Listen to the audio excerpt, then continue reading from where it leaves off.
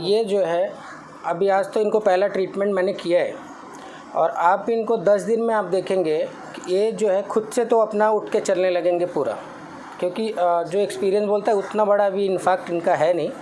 और अभी सिर्फ इनको इशू है स्पीच में, क्योंकि इनका ब्रेन का जो है लेफ़्ट साइड गया हुआ है, उसमें एक्चुअली इशू था, तो जिसकी वजह से इनका स्पीच पॉइंट गया है। और उसके साइड इसकी वजह से लेफ़्ट साइड इन्फेक्ट होता है या हैमरेज होता है, तो हमारा जो है राइट साइड जाता है। तो अभी इनका जो आप देख रहे हैं ये राइट हैंड साइड पूरी तरह से इनका बंद है और ये धीरे धीरे आप देखेंगे आने वाले टाइम में। आप 10 दिन बाद आपको मैं फिर एक बार इनको दिखाने ज़रूर बुलाऊंगा। आप 10 दिन बाद इनका केस देखिएगा, ये बहुत अच्छे हो जाएंगे और 20 दिनों में तो मुझे काफ़ी उम्मीद है इनके स्पीच पॉइंट से भी काफ़ी चीज़ें सही होंगी। और इस तरह से जो है इनका हाथ जो है अभी देखिए, छोड़ा काका राव दिया, ये अभी तक इनका हाथ खुल ही नहीं रहा था। ये अभी एक ट्रीटमेंट बाद इनका शुरू हुआ है और अभी आप देखेंगे कि थोड़ा टाइम आप दीजिए, फिर उसके बाद इनका पूरा हाथ जो है पूरी तरह से खुल जाएगा।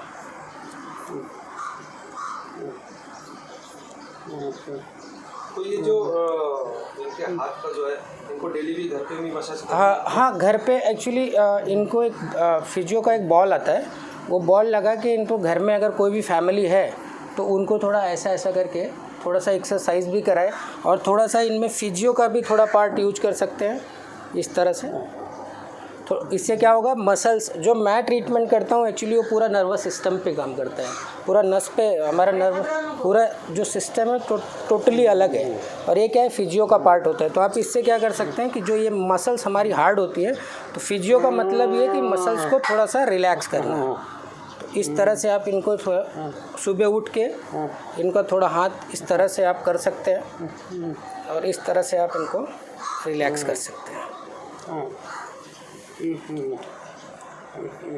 देखिए अभी तक इनका जो ये पूरा ये था ये बिल्कुल खुला ही नहीं था, अभी जाके इनका इतना हुआ है। अभी एक ट्रीटमेंट हुआ है इनका अभी थोड़ा टाइम पहले।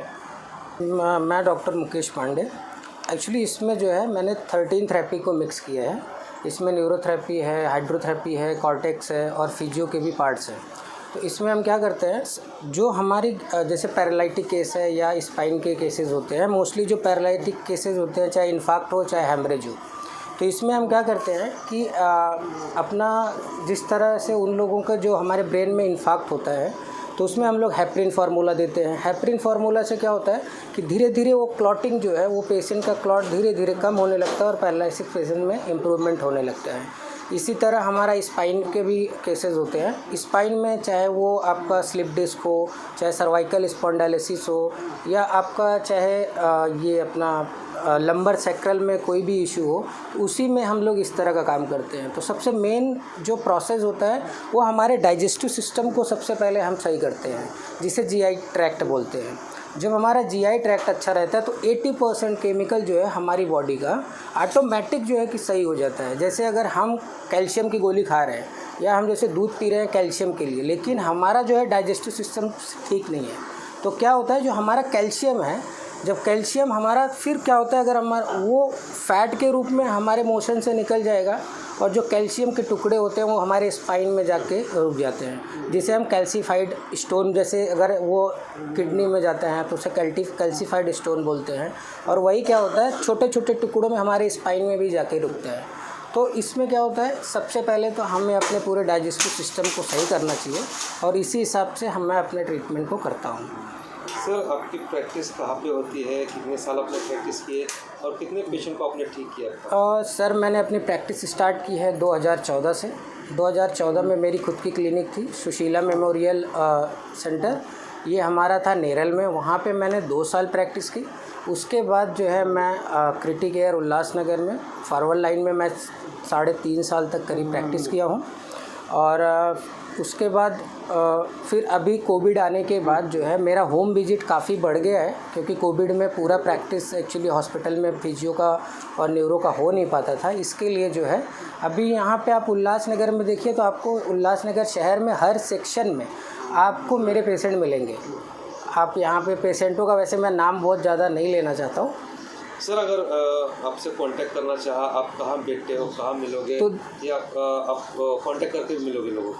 अभी ऐसा है कि आप हमारे फ़ोन से कांटेक्ट कर सकते हैं यूट्यूब से, और अदरवाइज़ फिर से मैं अभी क्रिटिकेयर में बैठने लगा तो मैं आप लोगों को एक बार फिर से ज़रूर बता दूंगा। सर आपका कांटेक्ट नंबर बताइए। 8378820577।